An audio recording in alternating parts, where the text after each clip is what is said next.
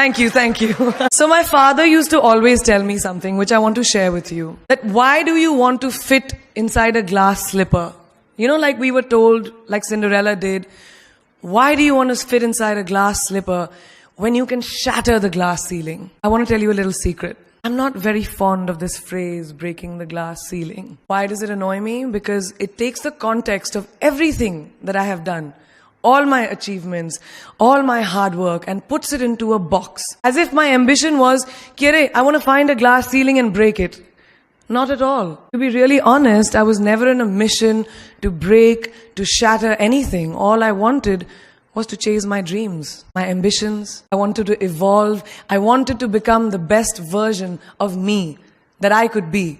And of course, in Priyanka Chopra style, along the way, I wanted to smash and break every obstacle that came my way, which I did. But that does not mean that the glass ceiling doesn't exist. Of course it exists. And countless of women and men, mostly women, run into it in their professional and personal lives. And I'm sure a lot of you can vouch for that right now. The Oxford Dictionary definition of the glass ceiling is an unacknowledged barrier to advancement in a profession, especially affecting women and members of minorities from rising beyond a certain level in a hierarchy. And this metaphor was first coined by feminists in reference to barriers in careers of high-achieving women. So why did I choose it as my topic for today if I hated it so much? Because I hope through my experiences I can present to you the tools to live your dream and to not make that glass ceiling that is defined by society, largely patriarchal, as your goal. I want you to aim higher because you know you can.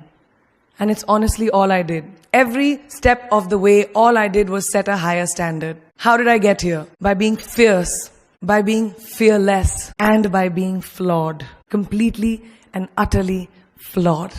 I'm not perfect, like none of us are. So tonight I'm going to try and break it down for you a little bit in a slightly different way. I present the 12 short, surefire ways of becoming Priyanka Chopra. Would you like that? Sorry, I was just kidding, because us millennials, we don't like to be told what to do.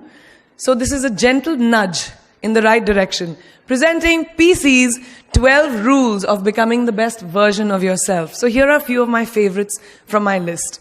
There's only one you, okay?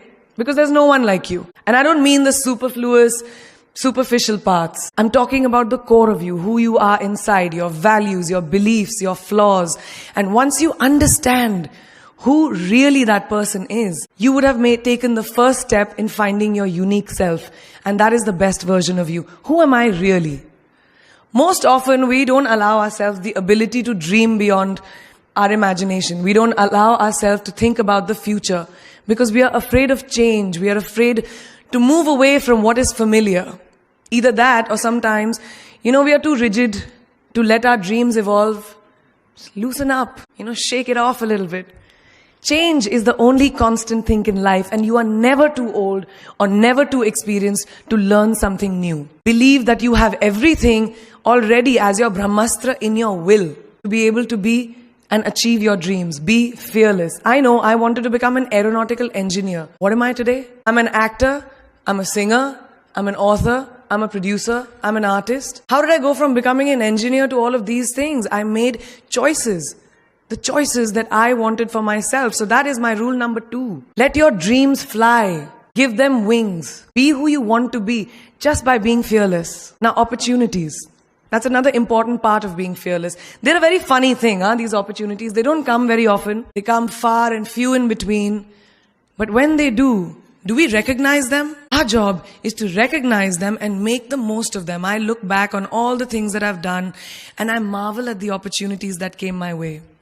Miss India, Miss World, when I was in Bareilly in army school, my first film offer, my first music single, the first film I actually produced. There was never a plan, ever. More like the universe sort of guiding me towards these opportunities. All I had to do was recognize them and make sure I worked so hard that I squeezed every drop out of these opportunities.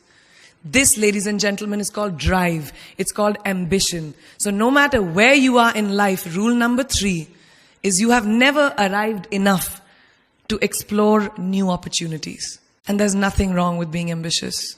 Ladies, listen to me. Now, for all of you guys who like everything in life, I don't think there's anything wrong with wanting to have the whole cake and eat it too. Nothing wrong. I want everything. Mujhe sab kuch chahiye. And there is nothing wrong with that. As long as you're not harming someone or doing something wrong, don't be scared to want more for yourself than you ever thought you could. I'll give you a small example. A few years ago, I was shooting a film called Dawn 2. You've heard of that, right? So it was chosen to be shown at the Berlin Film Festival, Berlinale, and my entire team was flying for the premiere, and it was a very exciting time. But at the same time, I was invited for the first time to attend the Grammy Awards in LA. So now, when I was doing music, it was this big choice. Both the events were literally taking place one day apart in completely different time zones, Berlin and LA. My team and everyone around me told me, no, it can never happen. You have to choose what is your priority. And you know what I did? I made some insane connections.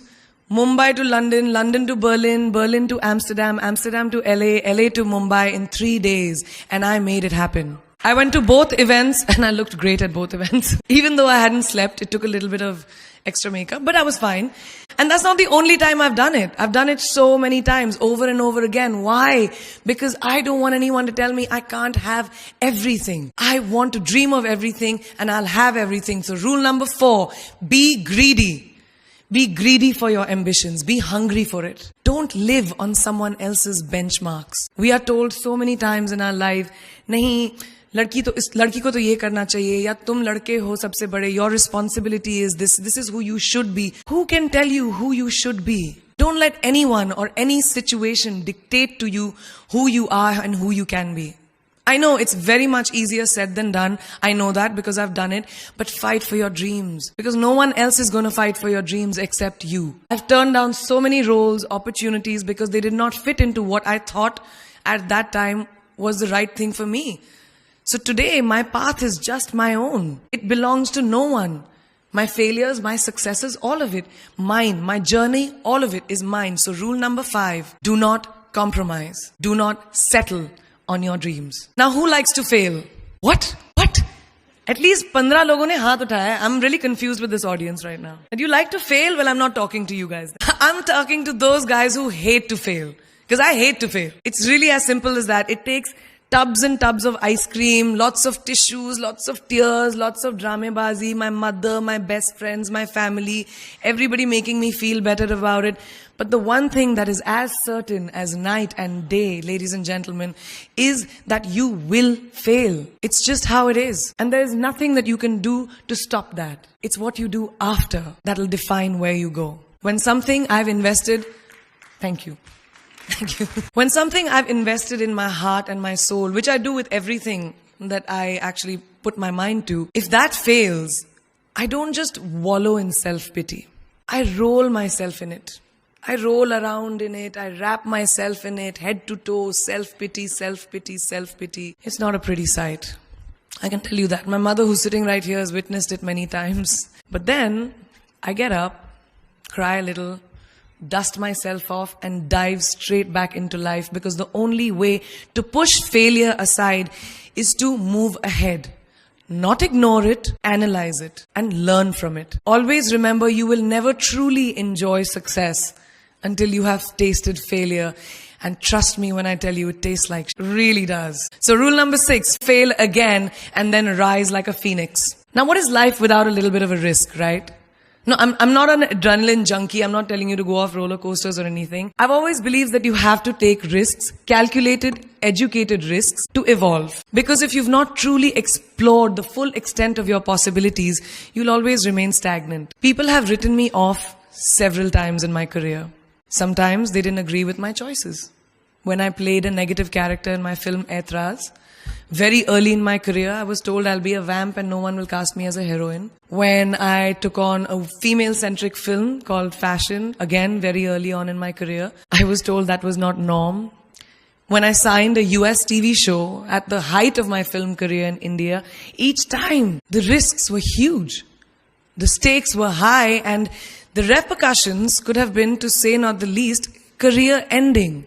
Thank God they weren't, and I'm still standing in front of you. I really appreciate God. I don't know what will happen going forward, but as of now, I can say that my risks and the gamble was worth it. You know why? Because I backed up those risks with my 100%. So rule number 7, be bold and take these risks. Now, friends, family, the people you work with, the people around us are our greatest influencers in your journey to success.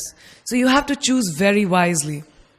Rule number 8, surround yourself with the right people who do not stab you in the back. Now, who's into social media? Who's on social media? Raise your hands. Yeah, we like it. I like it. We can raise our hands. All right, it's almost everyone. Now keep your hands raised if you have ever been upset by like a bad comment that you may have read on a photograph or like on Facebook or when you've posted something. And sometimes, it's like, why do people have to be mean? Yeah, so there's a lot of you, right? Guys, please let me just tell you this. No matter what you do, someone will always be unhappy. Always. Especially in this age of social media, it's so easy for us to be confused between the voices that actually matter and the opinions of faceless people writing behind the anonymity of what the web offers. They don't matter. So rule number 9, you can never please everyone all the time. And the biggest favor that you will all do to yourselves will be to laugh at yourself, at situations. Find a moment to appreciate every single day this funny thing called life. And that's my most important rule number 10. Don't take yourself too seriously. We're not making rockets, all right? Calm down, have fun, and just enjoy this beautiful journey that we've been put on. I do that. In the meanwhile, hi. मैं यही हूँ, मैं जा नहीं रही. 2 और rules बचे हैं. It's really not that hard, in my experience, to be kind, to be compassionate, to be human. You will never know someone else's full story. So don't be quick to judge. My mother, who's here tonight with the rest of my family, this entire front row is very Chopra and Akhori right now. She taught me when I was very, very young that there is always someone who will be less fortunate than you. Always. So give back wherever you can. There's a huge reason I started my foundation. I lend my voice to UNICEF, Girl Up, and causes that I'm associated with because we have one world and it's ours. And we need to heal it. And that starts with us. So that is my rule number 11. Give back. And finally, the most important one.